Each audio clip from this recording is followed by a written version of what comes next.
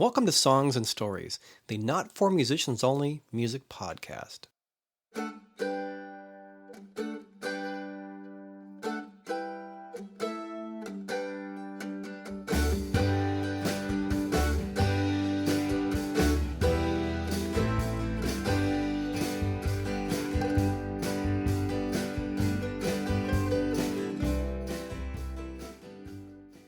Well, alrighty. Hey there, everybody. Welcome once again to Songs and Stories. I'm Michael Gaither, and this is Songs and Stories, episode number 169. A return visit with another one of our favorite guests here on the podcast. Before that, a quick update on me, and then we'll dive into a great interview and a whole bunch of music in this one. My new record, Hey Karma, is done. 8 months later. It's done. It's out. It's up in all the usual places on michaelgaither.com and iTunes and all the places you'll find quality acoustic music. It's doing really well. I talked about this when I was working on the record, but I wanted to make it as stripped down as possible, but still make it a fun, entertaining record, and it seems to have worked. I've got some nice reviews posted on the website. Locally, K-Pig Radio, our wonderful Americana station, has 6 of the album's 11 tracks in their library, and it's gotten played locally on KKUP in Cupertino and KVMR up in Nevada City, and it's some internet stations in a few places back east. So it's making its way out into the world, and I'm really happy with it. And then, of course, you don't do these things on your own. I had a lot of help on it, and a lot of fun players, a lot of fun songs. And if you want to take a listen to it, it's on my website. In fact, if you order it from my website, you get a little wristband that has an angel and a zombie that says, Hey Karma. So check that out if you get a chance. MICHAELGAITHER.com. Hey Karma. Meanwhile, here back on the podcast, we're going to be talking again to the amazing Austin producer, songwriter Gurf Morlix. And if you've been around the podcast for a while, you might recall he was on the show way back in Songs and Stories, episode number 135. We talked about his time with Warren Zevon, his latest record at the time. He talked about the Blaze Foley project, and then he came around again in Songs and Stories 147. It was he and Blackie Farrell who did a show for us out at our series in Corlitos when we were doing shows out in Corlitos, California. He and Blackie talked about their latest records, and Blackie talked about working with Gurf, who co-produced Blackie's debut record, and that was a lot of fun. So episodes 135 and 147 were my first talks with Gurf.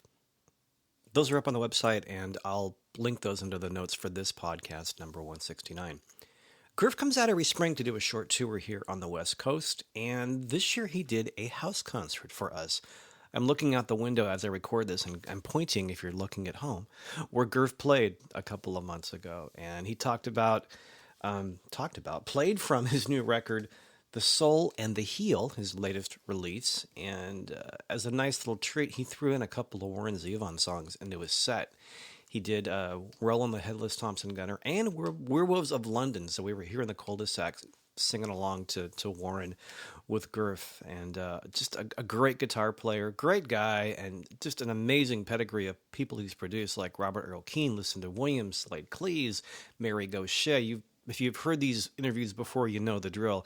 He's an amazing songwriter, producer, musician, multi-instrumentalist, and we had him playing here. He spent the night, and we talked about the show and this latest project as things wound down that evening. And that's what we're going to hear in just a little bit. Before that, we were going to hear a one track off the new record, and then he'll play one live. So what I'm going to do is remind you that if you're new to Songs and Stories, you can go to my website, michaelgaither.com, and I'll have under blogs and podcasts, there's a section for this particular episode, number 169. And I'll have links to all of Gurf's previous CDs, the new one, The Soul and the Heel, as well as the previous podcasts too. So take a look at that if you're watching at home. So we're going to hear, we're going to hear Deeper Down, the title track, talk to Gurf, and then he's going to close this interview with The Best We Can, and then stick around because we've got a very special treat. Gurf took one of his older releases, the 2007 record Diamonds to Dust, stripped the vocals out, and released it as an album called Birth to Boneyard. And if you know Gurf's music, especially his CDs, sonically they're really, really cool and interesting. And hearing this record without the vocals makes you really appreciate the music even more. It's a great thing just to put on as background music, or if you're working, or just whenever. In fact, I took my Hey Karma record and did the same thing. And it's kind of fun to hear your songs without the lyrics and just hear what was going on in the background. This is Birth to Boneyard. So we're going to hear a song from The Soul and the Heel, the interview with Gurf, the live version here around the kitchen table of The Best We Can. And then we'll hear one or two tracks from Birth to Boneyard at the end and kind of leave you with that for about 10 minutes at the end. Just some really sonically evocative, cool stuff. A quick note, too, is we had a really heavy winter here on the West Coast, which means we had an early spring and just a wild and crazy allergy season, and Gurf really was having some sneezing problems that night, but we worked through it. So with that disclaimer, here we go. Here's a whole bunch of Gurf Morlix. Sit back, and this is going to be really cool. Here's the opening track off The Soul and the Heel. This is Deeper Down.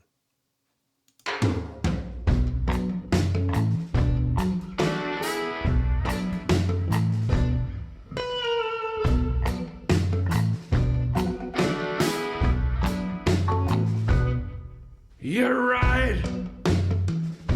I'm down here in a hole. I dug it myself with a shovel I stole. Leave me be, trying to salvage my soul. The shelter I need lies deeper down. You're so perspicacious, so quickly you grasp my situation. You perceived in an instant my lack of elevation. But it's so obvious that you missed my motivation. Getting far away from you by heading deeper down. Bloody fingers, soul. Your love, such as it was, is taking its toll. Give me darkness, black as coal, and all I know how to do is dig deeper down.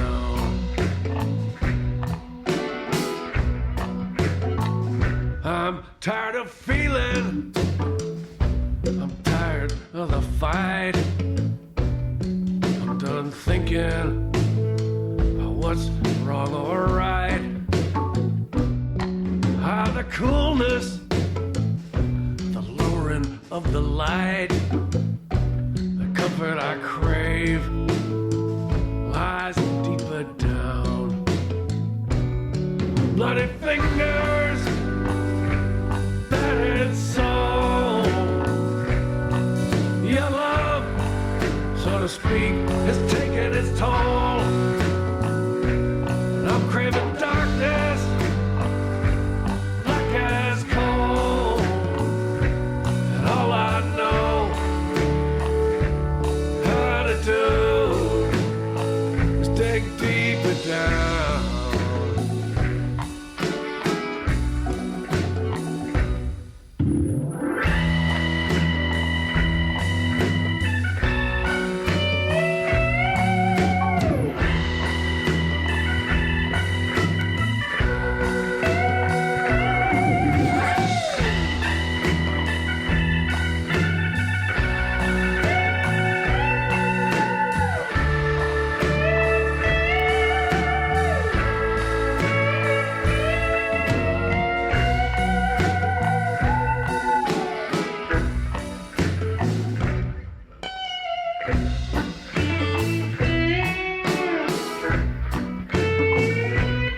Won't somebody cover me in?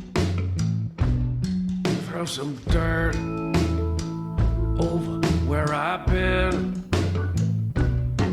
Bury me and all of my sins. Salvation must be deeper down. Bloody fingers, battered soul. Your love, such as it was, has taken its toll. Desperate for darkness, black as coal. And all I know how to do, all I know how to do is dig deeper down.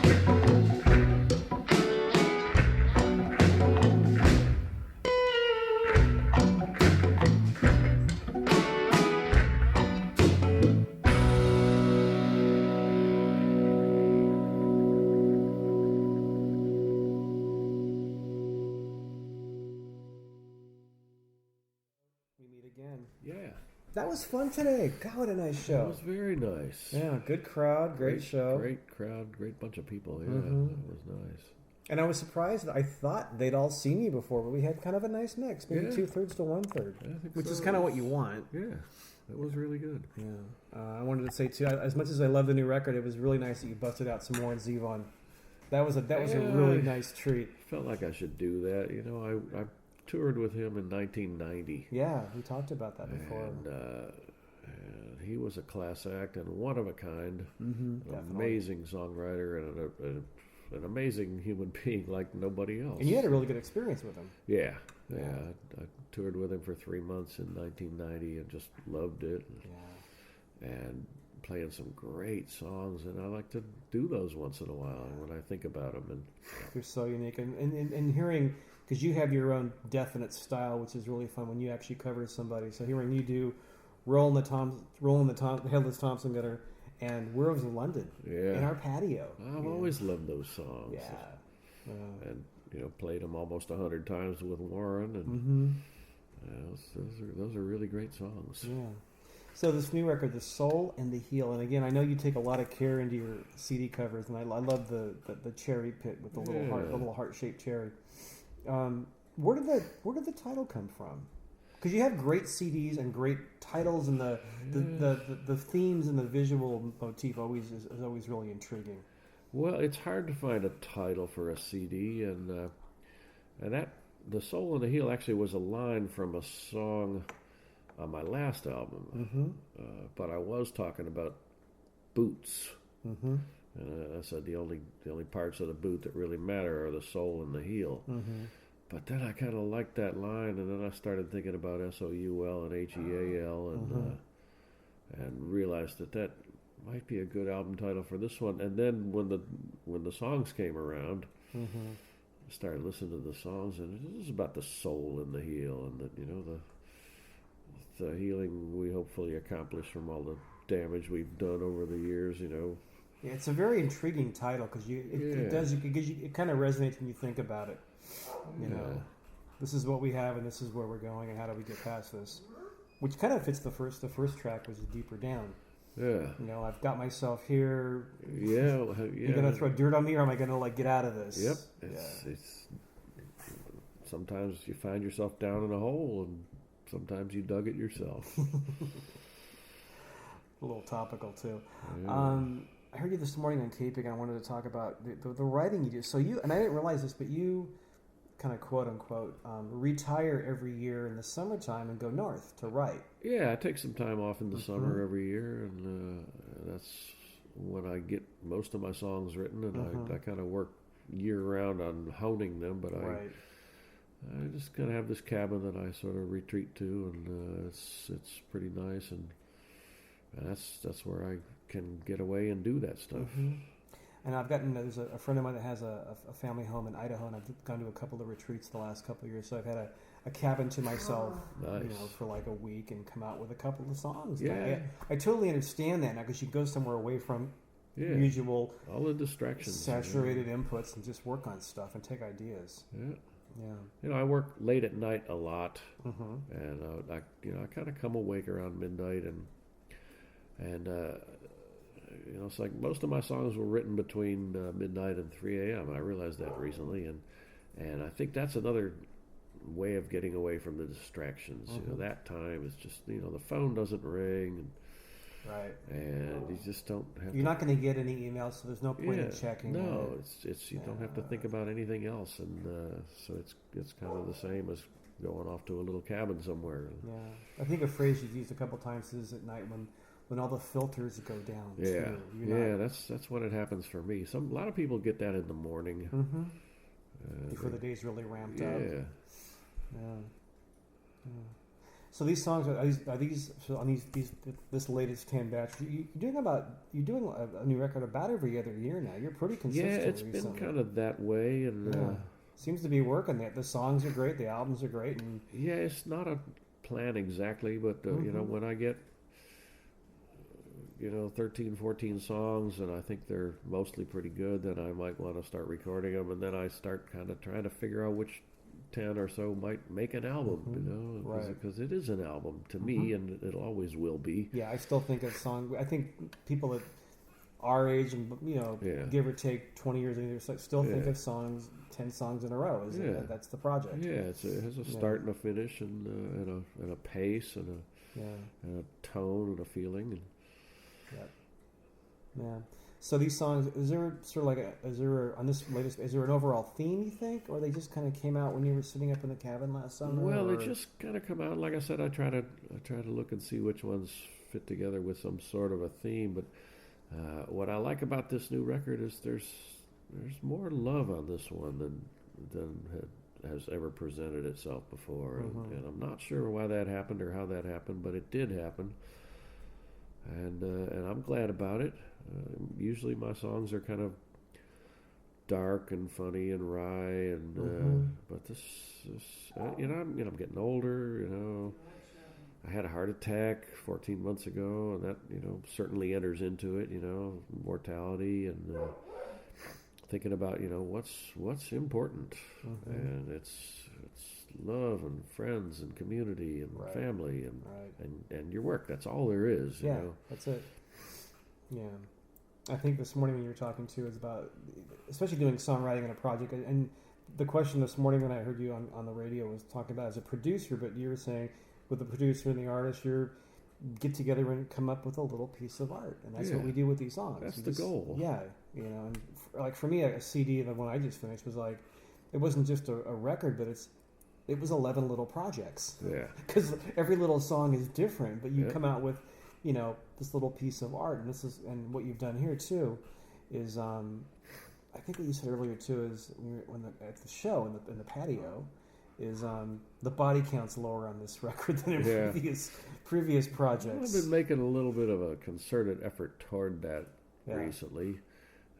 It's not easy, but we love those songs too. Yeah, and we don't really have control of where the songs take us. You get a spark, and then the song takes over a lot of times. Right. And it'll take, you get an idea, it could be a phrase, and then it can turn the phrase completely upside down and become something completely different using the same phrase. Yeah. It's very interesting.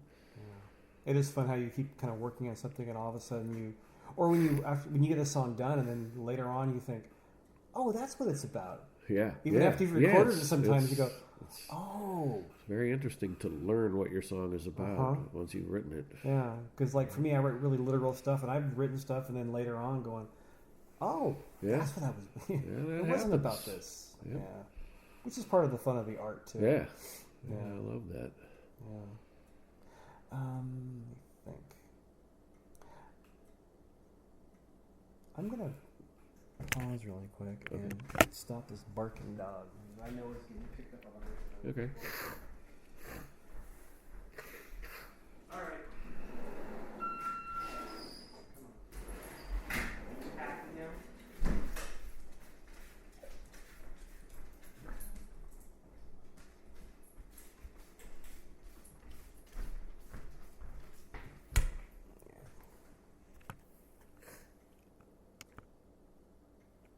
There, the barking dog is in the house. Now she's happy. Now we're happy. Now the listeners are happy. I'm happy. Yeah. So most of this record you played yourself, Well, with a couple of waiters. I can play a lot of things, and usually I can't afford to pay anybody, so I do whatever I can, and I need a good drummer, and I got one. I got Rick Richards, who's indispensable, and I think for your kind of music, a really good. You want good rhythm for what you do. Yeah, his groove is exactly the same as mine, and it's perfect for me, and he's amazing, and if I need somebody else to do something that I can't do, I'll hire him. Mm-hmm. Once in a while I need that, but I do whatever I can by myself. Mm-hmm.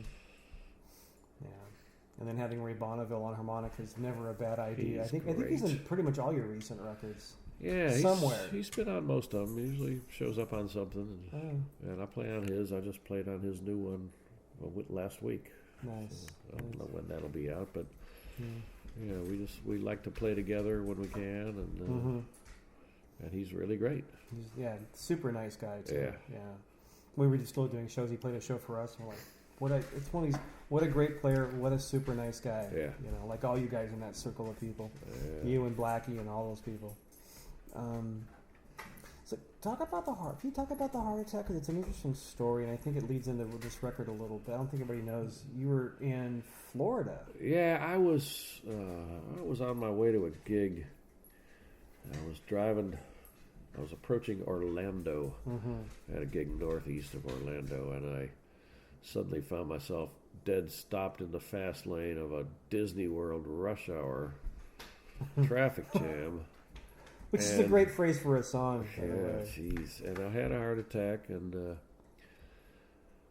I managed to drive myself to the hospital. It was a bit of an endeavor, and you actually maneuvered over to the right lane in the shoulder. Yeah, I didn't think an ambulance could get to me in a traffic jam like that. They couldn't get through that thing, and so I just put my turn signal on, and while fighting with the effects of this thing, which is the most painful thing I've ever felt in my life. Imagine. And behind the wheel. After a while, I inched over one lane. As I got some room, and I laned it over, and then I put the blinker on again. And as cars crept forward, I managed to get over finally to the shoulder, still having a heart attack, and screamed up the shoulder. And I went into first thing I saw was a Florida tourist shop. Sunscreen and T-shirts, and I thought the tourists are hungover. They need aspirin. So I went in there and they had aspirin. I just broke into the box and started chewing it. And then I went up to the counter, and I'm still having a heart attack. This thing lasted like 10 minutes or something. Wow. And that's a long time. Yeah. To be completely in pain, and so I paid for them and decided I didn't want to die in a tourist shop in Florida. So I went out to my rent car to It's die. funny, but it's not funny. But it's. I decided I'd rather die in my rent car. Right. So I went out there, and it passed. Wow. Which they tell me is rare, and then I drove myself to a hospital and checked in, and sure enough, I'd had a heart attack. So when you were barreling down the shoulder, were you thinking, I need to get aspirin, or I just need to get the hell out of here? Or I just need to move. I needed to move. Yeah. And when I saw that, I had thought about aspirin. Right. And I saw that store, and I thought, aspirin. And that turned out to be a really good idea. The cardiologist said it probably saved my life. Right. And so, I was really lucky. I look at the whole thing as a really lucky thing that happened to me. And I actually had health insurance. I had just gotten it the year before for the first time in my life. Many people still do, knock on wood. Yeah. I was very thankful to have had that. And I made it. And I'm good to go now, and so I look at it as a completely lucky thing, because it could have gone the other way. And the fact that it happened and that I made it was just a really good thing, because it was looming. I knew it might happen, and then when it did, I made it. So because your father passed early. Right? He died young from a heart attack, and so I knew that could happen, and so I'm just really lucky to be here, and every day is a bonus, and I'm well aware of that. So. And we're grateful for it too. Yeah. So there is a lower body count on this record, but it's definitely got your edge to it, which we really love and appreciate. This is a great album because it goes all over. It goes in a few different places, but the closing track, The Best We Can. We were talking about this earlier before the recording was run. When you were playing it, you said you found this chord one night, and it was kind of a happy John Denver-ish kind of sound. It's a beautiful chord. But the song, and I would like you to play it if you'd like. Yeah, but sure. I think some people think it's dark. My wife and I were sitting here going, it's it's realistic and beautiful. Yeah, I don't see it as dark, but some people do, just because, well, I'll play it, but I find it one of the more uplifting songs that I've written. It's we were smiling, we were happy. It's hopeful. It is. It's very hopeful, and this is. I think it's in its dark way. Yeah, but I like that. Yeah, me too. Yeah. So are you planning a record maybe 2 years from now, or go back to the cabin this summer? Yeah, I'm going to do that. I already have probably enough songs for a new one. Nice. But I don't know which ones are good yet, and I'm still just going to keep pounding those into shape, and then I'll get some more. Do you tend to write and play them out for a little bit before you decide, or do you just? I like to. Yeah. It's hard now because if you announce that you're playing a new song, the cell phones come up and suddenly it's on YouTube, and it might not be finished, or it might not even, pass muster, but you're just kind of trying it out. But if it goes up onto the YouTube, then it exists. Yeah. So it's harder than it used to be. And once it's published, it's never coming down. Yeah. So it's harder to do that. But then there's some of them. I was playing The Best We Can for a couple of years before I recorded it because I knew that one was good. Just that one I could just tell. Right. Some of them you got to play them in front of people to find out. I went through that last year with my newest batch. I did a couple of shows last year where I said I did opening sets for 6 songs. I said these are all brand new songs, and it was kind of fun to have like that many songs to pick from. Yep. Well, the audience will tell you. They'll let you know if it's good or not. Yeah. Why don't we hear the? Oh, and I was going to ask you too. So, are you? I know this is your second day, your second show in California. Yeah. You're off for a few days, and you're going to head north. Then you go back home. Then you go east. Yep. So is most of your time these days like recording and then touring, or are you still doing a lot of producing work, or is it kind I do some producing. Yeah. That's dropped off a little bit because people don't seem to have budgets much anymore. Everybody wants to make a record really cheap, and I don't really want to cut those corners. Yeah. I'm used to my production values, and I like them, and so I just kind of want to do the ones that I can afford to do. Yeah. But I really enjoy touring as much as I can. I got Right. these songs, and people respond to them, so I want to get out there and play them. So I'm playing as much as I can, and I'm recording as much as I can, and you're available for house concerts. I can attest to that. If you like what Gurf does, and you're listening, you can have him get 30 plus people and have Gurf play in your house. Yeah. I was gonna, as far as the producing thing too. So, because for people who don't know, you've worked with Slay Cleaves and Robert O'Keefe and Lucinda and Mary Gaucher, and I'm forgetting probably some other obvious names. There's many. Yeah, just some phenomenal writers. So coming from that background, so these days, and this is something I really don't know from my angle, but what would constitute cutting corners from what you're used to doing? Like if somebody came to you and said, "I want to do a record, but I can't do," what would the I can't do? Or is it just bringing in a certain quality of player, or is it?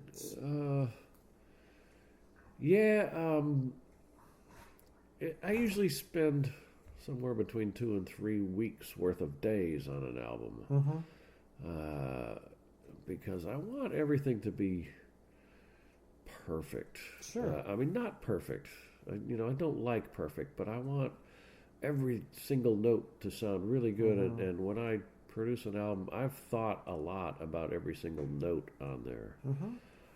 And a guy told me last night at the show in San Francisco, he said, "I listened to your record and every note is perfect." And I said, "Well, it's not, but thank you. I understand what you're saying, because every note has been put exactly where I think it should be, and that takes attention to detail, and it takes time, you know. I can see and that. I'm not, you know, I don't just throw up a microphone and play a part real fast. You know, I think about the sound, and I want everything to sound really good. I think that's important in making a record. Sounding good is probably not a bad idea. Sounding good is important. Yeah, I went through this on the project I did. I mean, I actually, you know, took the time to go back with my engineer and just, because I pretty much produced it, go back and just listen to everything with a fine-tooth comb, and it was like, okay, because you want to leave some of the dirt on. It was like, okay, absolutely. That's a breathing in sound. Yeah. That's okay. That's sort of a mouth noise on the mic. Yeah. We can cut that out. That's a natural guitar kind of like rubbing noise. That's someone's doing this on the. We can you know. Yeah, if it's organic, it's fine. You know, you don't want any little ugly things on there. We're calling it audio snot. Yeah. Yeah, little saliva clicks aren't right. Anything that would distract you. I guess anything that would distract the listener from what you're trying to convey in the song. Yeah. So you need time for that. You need time. You need time to go through that. Yeah, that's just how I learned to make records, and I from the time I started producing records, it was it'd take 2 or 3 weeks to make a record. And so that's what I'm used to. That's how I like to do it. And you can't just bang it out in a day and go, okay, it's rough, but it's good. No, I mean, I have done some records. I've done a few like little 3, 4, 5 day records, and they have their charm too. But I really like to get everything sounding exactly like I like it. Yeah. What's the old cliche? You can have it fast, cheap, or good. Yeah. You can have it fast, but it won't be cheap and it won't be any good, and vice versa. Yep. Yeah. So no, it's important. I mean, like I said, these are little pieces of art, and once we're gone, they're going to still be around, probably on Spotify. Generating 0.001 cents a play, but they're going to be up there. Yes, it's important. Yeah. Well, let's hear the best we can. Okay. It's a great way to close a pretty full day. And the dogs have settled down. They're at our feet, so they'll really like this song. Until I start singing.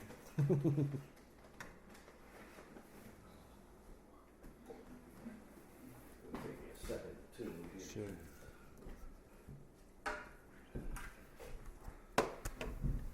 I'll just cut this together to take your time.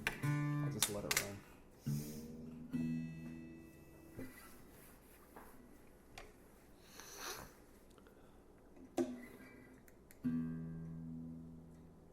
That small guitar gets a lot of mileage. Literally, actually. Yeah. It's a nice little guitar. And the sound, like you said, the pickup and the effects, and you're playing, obviously. You get a lot of sound out of it. It sounds way bigger than it should. Little Art and Luthery guitar. It's kind of little and deceiving because it's just small guitar. Yeah, it's a parlor-sized guitar, and acoustically it sounds okay. It has an interesting sound, but it's not a big sound. And I wouldn't say it's a rich sound on when it's just acoustic, but with that Fishman Rare Earth pickup, it just happens to work really well. And all right, let's see. That's that chord you found one night. Yes, it's I've known this chord all my life, but I don't play it much because it's pretty. It doesn't fit the Gurf canon, but now it does. It does. Yeah, I'm pretty happy to have played it that night. So this is called The Best We Can. Ain't none of us are noble. We live tawdry little lives. We're animals roaming the land. I'll start this again. Okay. Let's see.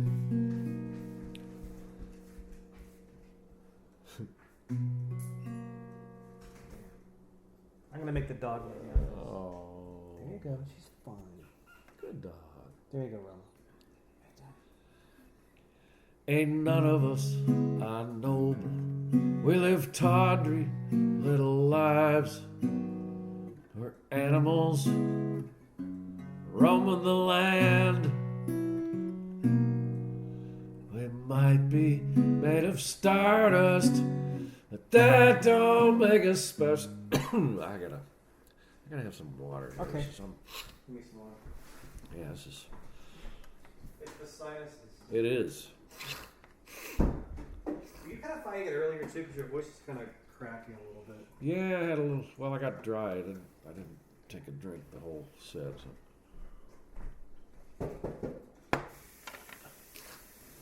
I'll see if we can do this.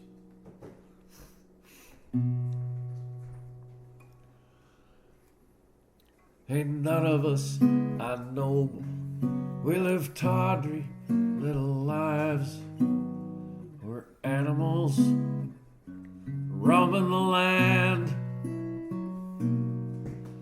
We might be made of stardust, but that don't make us special. And we gotta do the best we can. It seems to me we get it wrong more than we get it right. We're human beings, after all. It's in our nature to think we own the earth, bound to try and bound to fall. The best of us are barely getting by. The rest of us don't get what we need. All the promises that were made to us, now we know nothing can be guaranteed. We're all riding in the same car, heading for the same place, trying to make it through one more day. Some fuel, some water, some luck, and some love, and a little common sense would help us on our way. The best of us are barely getting by. The rest of us, we are the weeds. All the promises that were made to us, now we know nothing can be guaranteed. Ain't none of us are noble. We live tawdry little lives. We're animals roaming the land. We might be made of stardust, but that don't make us special. And we gotta do the best we can. Let's try to do the best we can. Nice. Thank you. That's a very hopeful song. Yeah, I think so. I think so too. I see it that way. Well, thank you again. Good Thanks, chatting, Michael. good hearing you, and good sharing with our friends. Yeah, it was very nice. Thanks for the new record. We'll see you next time you're out this way. All right. Yep. Thank you, Gurf. Thanks. The one and only Gurf Morlix. Always time well spent. So again, that last song was called The Best We Can. It's the closing track off his latest record, The Soul and the Heel, which you can find at gurfmorlix.com. GURFMORLIX. You can also go to michaelgaither.com. MICHAELGAITHER.com. You'll find links to the last two podcasts with Gurf, links to his records, and some other Gurf stuff up there too. I'll find some videos to go with this too. So look under blogs and podcasts for that. As I mentioned earlier, Gurf took one of his earlier records, Diamonds to Dust, removed the vocals, and re-released it as Birth to Boneyard with just the really cool audio and everything that he plays. So we're going to hear a track off of that. You can find that at gurfmorlix.com. It's linked to my site. You can find it on Amazon and iTunes and all the usual places. But I recommend getting, well, pretty much everything Gurf does. This one's really special. I'm hoping he does this with other projects too, because what he does in the studio, he plays usually everything. He usually has Ray Bonneville come in and play some harmonica. He has a percussionist, but everything with strings and sometimes things he can beat on. Gurf plays all that, and it's really, really cool. So here's a track off the instrumental release, Birth to Boneyard. Before we go, again, I'm Michael Gaither. This is Songs of Stories, and whether you heard this on my site, in iTunes, on KC Cafe Radio or Grateful Dread Radio Nashville, or you found this on a Twitter or Facebook post somewhere on the interwebs, thank you for listening. Please support these artists. They do really cool stuff. So here's an instrumental track off Birth to Boneyard. We're going to listen to Food, Water, Shelter, and Love. That's track 6. Food, Water, Shelter, and Love. And really, what more do we really need? Here's some more Gurf for you.